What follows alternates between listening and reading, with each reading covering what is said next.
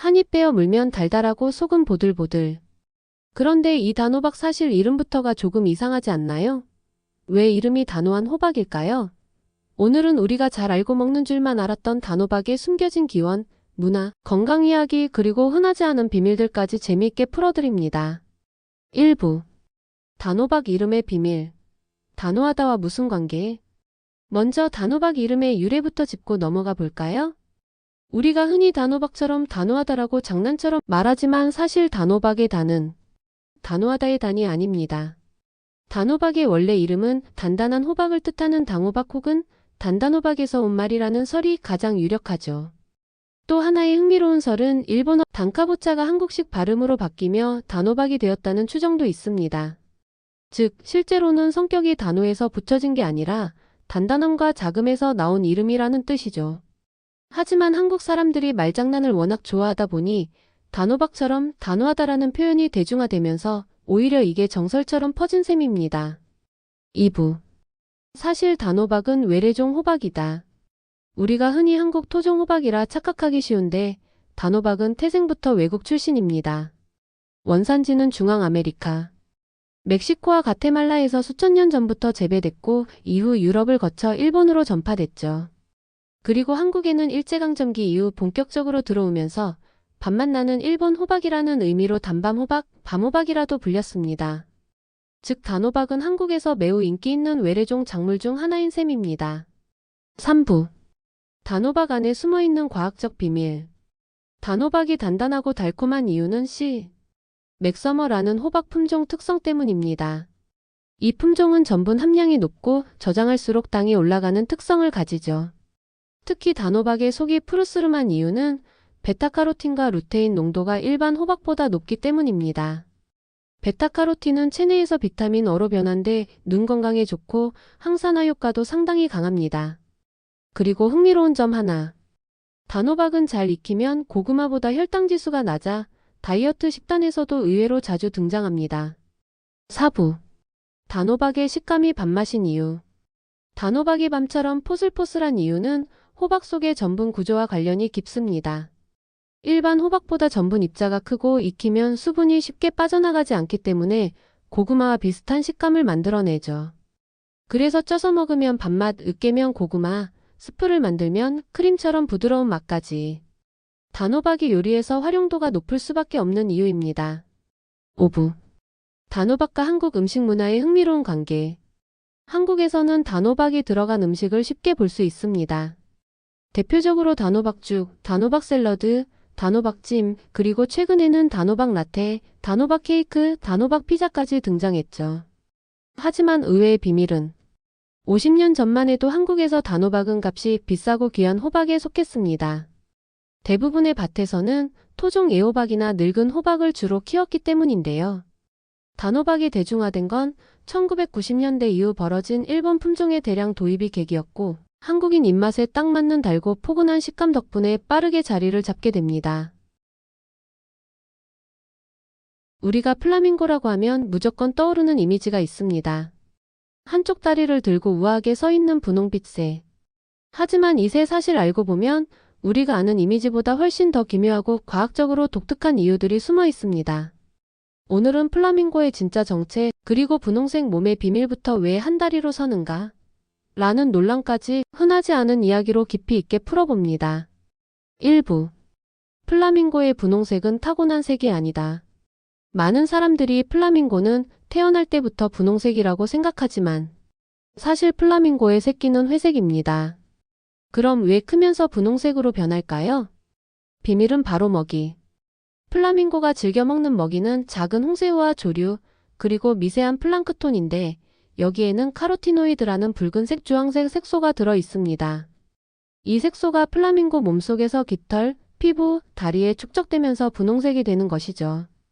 심지어 먹이에서 카로티노이드를 제거하면 플라밍고는 점점 흰색 또는 연한 회색으로 바뀝니다. 즉 플라밍고의 분홍색은 선택된 식단의 결과입니다. 2부. 플라밍고는 사실 놀라울 정도로 강철 다리를 갖고 있다. 플라밍고의 다리는 매우 길고 가늘어서 약해 보이지만 실제로는 새들 중 가장 강한 근육과 관절 구조를 가지고 있습니다. 가장 기묘한 사실은 플라밍고는 한 다리로 서 있는 게 더 편합니다. 우리가 균형 잡기 힘든 자세를 오히려 휴식 자세로 사용한다는 뜻이죠. 왜 그런 걸까요? 과학자들은 이에 대해 두 가지 가설을 제시합니다. 1. 체온 유지 이론. 물이 차가운 지역에서 열 손실을 줄이기 위해 한 다리를 들고 서 있는 것이다. 즉, 다리를 물에서 빼 체온을 보존하려는 전략. 2. 관절 고정 이론. 플라밍고의 다리 관절은 자동 잠금 장치처럼 되어 있어 힘을 거의 쓰지 않아도 저절로 균형이 유지됩니다. 즉, 서 있었을 때 가장 에너지를 덜 쓰는 자세가 한 다리 자세라는 것. 재미있게도 실험에서는 죽은 플라밍고조차 자연스럽게 한 다리로 서 있는 자세를 유지했다고 합니다. 3부. 플라밍고의 먹이 잡는 방식은 거꾸로 된 구조. 플라밍고는 부리가 특이하게 생겼습니다. 마치 꺾여 있는 듯한 형태죠. 이건 단순한 디자인이 아니고 완전히 역방향으로 진화한 구조입니다. 플라밍고는 부리를 물속에 뒤집어 넣고 거꾸로 된 상태에서 걸러먹는 방식을 사용합니다. 부리 안에는 매우 촘촘한 여과판이 있어서 물을 빨아들였다가 다시 뱉는 과정에서 미세한 생물을 걸러 먹습니다. 고래가 크릴을 먹는 방식과 거의 비슷하죠. 즉, 플라밍고는 새 중에서도 드물게 필터 피더 즉 여과 섭식이 가능한 종입니다. 4부. 플라밍고의 천적인데 의외로 인간보다 무서울 존재? 아프리카, 인도, 남미 등지에서 사는 플라밍고의 가장 큰 천적은 사실 우리가 흔히 생각하는 사자나 표범이 아닙니다. 가장 위협적인 천적은 맹수보다 독한 바람과 날씨입니다. 플라밍고는 얕은 호수에서 거대한 무리를 이루고 살기 때문에 강풍이나 갑작스러운 추위가 오면 수천 마리가 한 번에 피해를 볼 때도 있습니다. 또 하나의 천적은 대머리 수리 같은 거대 맹금류. 하지만 이들은 단독 공격만 하기 때문에 오히려 자연재해가 더 큰 위협이 됩니다. 인류는 태어난 순간부터 끝을 두려워했습니다. 홍수, 불, 천체 충돌 혹은 인류가 스스로 만든 멸망. 하지만 흥미로운 건 고대부터 현대까지 전 세계 문화들이 서로 알 수도 없었는데도 종말을 놀라울 만큼 비슷하게 묘사했다는 점입니다. 오늘은 인류가 남긴 종말 예언의 기묘한 공통점들 그리고 그 예언들이 왜 시대를 넘어 반복되는지 미스터리하게 파헤쳐 보겠습니다. 1부. 모든 문명에는 대홍수가 있었다. 전 세계 200개가 넘는 문화에서 기록된 가장 흔한 종말 예언은 대홍수입니다. 놀랍게도 서로 만난 적 없는 문명들입니다. 메소포타미아 신화에서는 신들이 인간의 소음을 참지 못해 홍수로 멸하려 했고 그리스 신화에서도 데우칼리온 홍수가 세상을 씻었습니다. 심지어 아메리카 원주민 태평양 섬 문화도 모든 것을 쓸어버리는 거대한 홍수를 예언했습니다. 고고학자들은 이 공통 패턴을 빙하기 이후 급격한 해수면 상승, 즉 1만 년 전 실제로 있었던 전 지구적 홍수 경험에서 왔다고 봅니다. 예언이라기보다 인류가 공포 속에서 남긴 기억의 메아리라는 것이죠. 2부. 하늘의 불 예언. 단순한 상상이 아니었다. 두 번째 종말 예언은 하늘에서 떨어지는 불. 고대 이집트, 마야 문명, 노르드 신화, 조로아스터교까지 수많은 문화에서 화염의 하늘을 종말로 기록했습니다. 하지만 여기엔 과학적 배경이 있습니다. 약 3000년 전부터 여러 문명이 하늘에서 큰 불덩이가 떨어지는 것을 목격했습니다. 즉, 소행성 운석 충돌이 실제로 자주 일어났다는 겁니다. 그중 대표적인 게 호파이트 충돌체의 우랄 산맥 근처의 거대한 폭발. 이 사건은 단 한 번의 충돌로 수백 킬로미터의 숲이 파괴됐죠. 사람들은 이런 천체 충돌을 보고 하늘의 불은 다시 한번 인류를 끝낼 것이다 라고 믿게 된 겁니다. 3부. 마야 달력 종말론. 오해로 만들어진 현대의 대표적 예언. 2012년에 전 세계를 떠들썩하게 한 마야 달력 종말. 하지만 실제로는 종말 예언이 아니었습니다. 마야 달력은 긴 주기가 끝나고 새로운 사이클이 시작되는 날짜를 기록했을 뿐입니다. 우리식으로 말하면 12월이 끝나고 1월이 시작되는 것과 같은 개념이죠.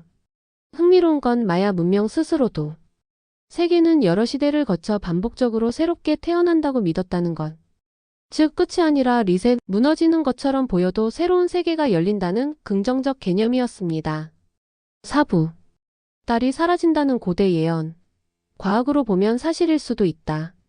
고대 중국, 이집트, 마야, 아라비아 문헌에는 언젠가 딸이 하늘에서 사라질 것이라는 예언이 등장합니다. 처음 볼 때는 황당해 보이지만 현대 과학은 오히려 이렇게 말합니다. 딸은 실제로 점점 지구에서 멀어지고 있다. 매년 약 3.8cm씩 멀어지고 있고 수억 년 뒤에는 딸의 크기와 중력이 변해 지구의 조수간만도 크게 약해질 것입니다. 달이 사라진다는 표현은 고대인들이 천문 변화를 직관적으로 표현한 것일 수 있죠. 여러분은 스폰지를 얼마나 자주 바꾸시나요? 설마 한 달 넘게, 아니 몇 달째 쓰고 있는 건 아니죠? 오늘은 여러분이 매일 손에 쥐고 쓰지만 누구도 제대로 알려주지 않았던 스폰지의 비밀을 파헤쳐 봅니다. 지금까지 몰랐던 놀라운 과학 사실, 살림 고수들만 아는 꿀팁까지. 오늘 이야기를 듣고 나면 스폰지를 보는 눈이 완전히 달라질 겁니다. 1. 가장 더러운 물건은 화장실이 아니다. 많은 사람이 집에서 가장 더러운 곳이 화장실이라고 생각하지만 실험 결과 가장 많은 세균이 살고 있는 공간은 바로 싱크대 스펀지였습니다. 심지어 어떤 연구에서는 화장실 변기보다 세균이 많다는 결과도 있었죠. 왜 그럴까요? 따뜻하고 물기 있고 음식물까지 흘러들어가는 세균 성장의 천국이기 때문입니다. 이 스폰지가 금방 냄새나는 이유. 세균의 파티. 혹시 스폰지에서 나는 그 특유의 구린 냄새 맡아보신 적 있을 겁니다. 이 냄새는 사실 세균들이 만들어내는 가스 때문입니다. 특히 장내 세균계 같은 아이들이 여기서 번식하기도 하죠. 즉 스폰지 냄새. 세균이 잔뜩 놀고 있다는 신호. 무섭죠? 하지만 아직 더 있습니다. 3. 전자레인지 소독? 사실 절반만 맞는 말. 많은 사람들이 스폰지를 전자레인지에 돌려 소독한다고 알고 있는데요. 과학적으로는 일부 세균만 죽는다는 결과가 많습니다. 고온에서 버티는 내열성 박테리아는 살아남기도 하고 심한 경우 스폰지 안이 마르지 않은 상태에서 돌리면 불이 날 위험도 있습니다. 그래서 전문가들은 전자레인지 살균은 완벽하지 않다고 합니다. 그렇다면 어떻게 해야 할까? 스폰지 관리 비법 5가지. 1. 일주일에 한 번은 통째로 삶기. 끓는 물 3분에서 5분이면 대부분의 세균 처리 가능. 냄비에 베이킹소다 조금 넣으면 냄새도 사라집니다. 2. 통풍이 잘 되는 곳에 세워두기. 젖은 상태로 눕혀두면 세균은 10배 이상 빨리 늘어납니다. 세워두기만 해도 세균 증식이 크게 줄어요. 3. 한 개로 모든 곳을 닦지 말기. 싱크대용, 테이블용, 욕실용. 3개로 나누면 교차 오염을 막을 수 있습니다. 4. 용도별로 색을 다르게 쓰기. 살림 고수들은 이것을 스폰지 컬러 분리법이라 부릅니다. 헷갈리지 않아 위생 관리가 훨씬 쉬워집니다. 5. 수명은 최대 2-3주. 아무리 깨끗하게 관리해도 3주가 지나면 세균 농도가 급증합니다. 전문가들은 2주 교체를 추천합니다. 5. 스폰지보다 좋은 대체품. 최근에는 스폰지 대신 셀룰로스 스폰지, 천연 루파, 실리콘 브러쉬 이런 제품을 쓰는 집도 많습니다. 특히 실리콘 브러쉬는 세균이 잘 붙지 않고 열탕 소독도 가능해서 오래 쓸 수 있죠. 당신이 지금 손에 들고 있는 생수 한 병 정말 깨끗한 자연의 선물일까요? 아니면 우리가 단지 그렇게 믿고 싶은 걸까요? 오늘은 평소 가장 믿고 마시는 생수에 숨겨진 놀라운 진실과 오해, 그리고 누구도 쉽게 말해주지 않는 업계의 비밀까지 깊숙하게 파헤쳐 봅니다. 지금부터 생수를 바라보는 눈이 완전히 달라질 겁니다. 1. 생수는 무조건 깨끗하다. 대부분의 사람들은 생수는 깨끗한 물이라고 믿습니다. 하지만 생수의 기준은 나라별로 다르고 심지어 어떤 생수는 정수기 물보다 미네랄 함량이 낮거나 거의 없는 경우도 있습니다. 즉 생수는 다 좋다는 말은 반은 진실 반은 거짓입니다. 이 진실 생수의 70% 이상은 지하수다. 우리가 파란 숲과 깨끗한 산을 떠올리며 마시는 생수는 사실 대부분 지하수입니다. 광천수, 용천수 같은 이름이 붙기도 하지만 실제로는 정수 과정을 통해 여러 번 걸러낸 정제 지하수인 경우가 많죠. 즉 생수는 자연에서 바로 나온 물이라는 이미지는 절반 정도만 맞습니다. 삶거진 물은 오래 두면 상하지 않는다. 물은 상하지 않는다고 알고 있지만 생수는 개봉 순간부터 변질이 시작됩니다. 이유는 간단합니다. 공기가 들어가면서 세균이 증가하기 때문이죠. 실제로 개봉한 생수는 2, 3일이 지나면 세균 수치가 수백 배 증가하는 경우도 있습니다. 특히 여름철 차량 안에서 뜨거워진 생수는 세균 번식 속도가 폭발적으로 증가합니다. 사진실 생수병의 페트 재질이 문제를 일으킬 수 있다. 생수병의 재질은 대부분 PET 즉 페트병이죠. PET 자체는 인체에 큰 해를 끼치지 않지만 문제는 열입니다. 뜨거운 차 안에 오래 둔 생수병은 미세한 화학 성분이 물에 녹아들 가능성이 증가합니다. 특히 60도 이상이 되면 분자 구조가 흔들리며 물맛도 변하고 물속 미량 물질도 증가합니다. 그래서 전문가들은 뜨거워진 생수는 버리는 것이 안전하다고 말합니다. 우거지 생수는 미네랄이 풍부하다. 사실은 라벨에 미네랄 풍부 라고 적힌 생수도 있지만 실제로 대부분의 생수는 정수 과정을 거치며 미네랄이 상당량 제거됩니다. 진짜 미네랄이 풍부한 물은 경수 또는 광천수라고 따로 표기되어 있으며 일반 생수는 경도가 낮아 오히려 정수기 물과 비슷한 경우도 많습니다. 육진실 생수 브랜드마다 차이 있다. 생수는 다 같은 물이 아닙니다. 브랜드에 따라 지하수 깊이, 정수 방식, 필터의 단계, 광물 성분, pH 이 모두 달라집니다. 예를 들어 어떤 생수는 매우 부드럽고 깔끔한 맛이 나는 반면 어떤 생수는 약간의 미네랄 맛이 느껴지기도 하죠. 실제로 미식가들은 물 맛만으로 브랜드를 구분하기도 합니다. 안녕하세요 여러분. 오늘은 지명 이야기 중에서도 특히 신비로운 곳, 용물리에 대한 숨겨진 유래를 들려드리려 합니다. 겉으로는 평범한 동네처럼 보이지만 실제로는 용이 문을 연 곳, 혹은 용이 머물다 떠난 자리라는 깊은 상징을 품고 있다는 사실 알고 계셨나요? 오늘은 전설 역사지 영화까지 모두 엮어서 용물리의 진짜 이름 비밀을 풀어보겠습니다. 1. 용물리의 기본 의미. 용의 문이 열린 곳. 용문은 전통적으로 용이 하늘로 오르기 위해 지나가는 관문, 즉 승천의 문을 뜻하는 말입니다. 중국 황하의 용문엽에서 유래한 개념인데 잉어가 용문을 뛰어넘으면 용이 된다는 그 유명한 등용문의 어원이기도 하죠. 한국의 지명 속 용문도 대부분 이 상징에서 비롯됩니다. 즉 용물리. 용이 승천하는 문이 열리는 지점 또는 기운이 모여 생기가 뿜어져 나오는 자리라는 의미를 가진 곳이 많습니다. 그렇다면 왜 그 많은 곳 중 특정 동네가 용물리라는 이름을 갖게 되었을까요? 그 이유는 대부분 지형과 설화 그리고 풍수와 깊이 연결되어 있습니다. 2. 흔하지 않은 사실.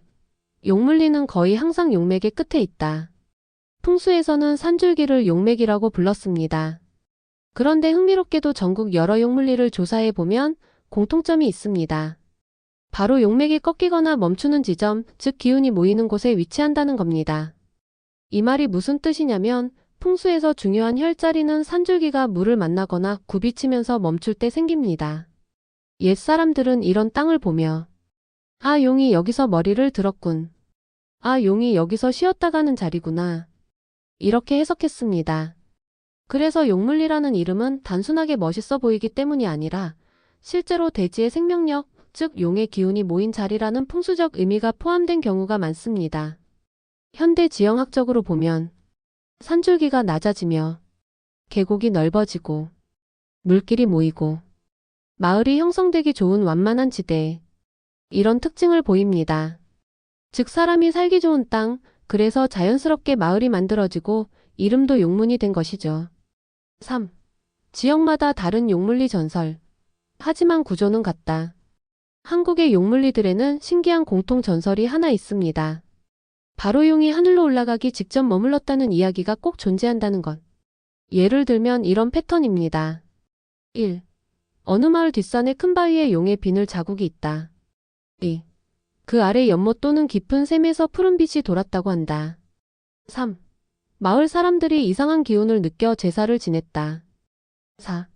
그 후 마을이 번창해 이름을 용물리로 바꾸었다. 실제로 많은 용물리의 옛 기록을 보면 마을 뒤에 산이 용이 승천하는 형상을 가져 이름을 용문이라 하였다. 와 같은 표현이 등장합니다. 즉 동일한 구조. 지형 전설 번영 지명 부여. 이 흐름이 반복됩니다. 지명을 지을 때 전설은 단순한 이야기거리가 아니라 마을의 정체성을 상징하는 장치였던 거죠. 4. 용물리의 숨은 의미. 문이 중요한 이유. 보통 동네 이름에 용이 들어가는 곳은 많지만 문이 붙는 경우는 특정한 의미가 있습니다. 문은 경계, 출입 중요한 지점. 즉 기운이 들어오고 나가는 자리. 풍수에서는 명당의 입구, 즉 기운이 시작되는 곳 또는 끝나는 곳을 문으로 표현했어요. 그래서 용물리는 이곳이 용의 기운이 들어오는 입구. 이 지점을 지나면 생기가 흘러들어온다. 라는 상징을 가진 매우 좋은 마을 이름이었습니다. 구독과 좋아요 부탁드려요.